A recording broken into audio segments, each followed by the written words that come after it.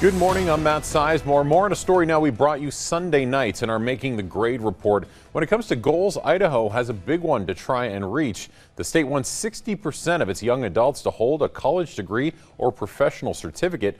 But despite a $130 million investment over the last few years, that number has been stagnant at 42%. The topic was front and center at a town hall meeting Tuesday evening. As you can see, educators, state leaders, and students came together to discuss the problem and try and figure out solutions. Understanding the trifecta is community, home, school. So when you talk about those programmatic shifts, I want to see more from our community, right? Where the burden doesn't just fall solely to those of us who are up here working on the panel as public servants, but that we look at it all together as a community. Last night's forum streamed live on our website and our Facebook page, and you can head to either place to watch it now. And take a look and post your comments to join the conversation.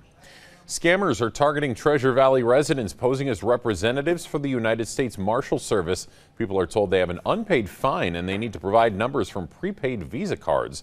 Investigators say these calls are not coming from their office.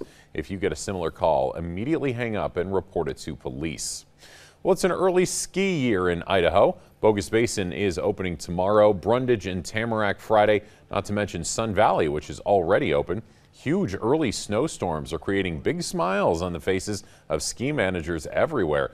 Brad Wilson at Bogus Basin says the front side of the mountain will be open tomorrow and the full mountain will open on Saturday. Bogus is using its new snowmaking system for the first time. It's capable of covering most runs on the front side of the mountain, but Bogus is already thinking ahead to expansion. We have two 400 horsepower water pumps that pump the water up from the reservoir. We can put two more 400 horsepower pumps in there, double the uphill water capacity, and then we can add as many guns as need be. So the system's about half the size that it will be when it's fully built. Wilson says the only thing standing in the way of that expansion is raising the money, and if this ski year is epic, it will definitely help raise some cash.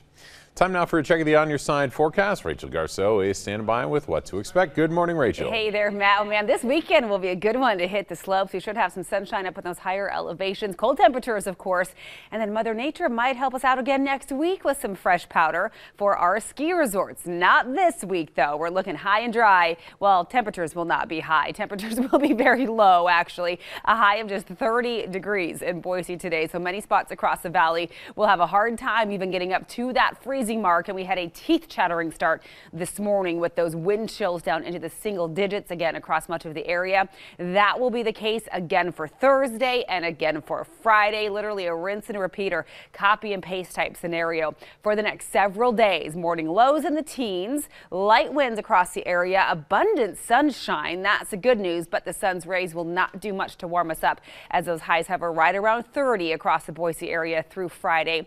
Over the weekend, we have some clouds that will start coming in, and that actually will bring a boost to our temperatures as well, especially on Sunday with a high of 37.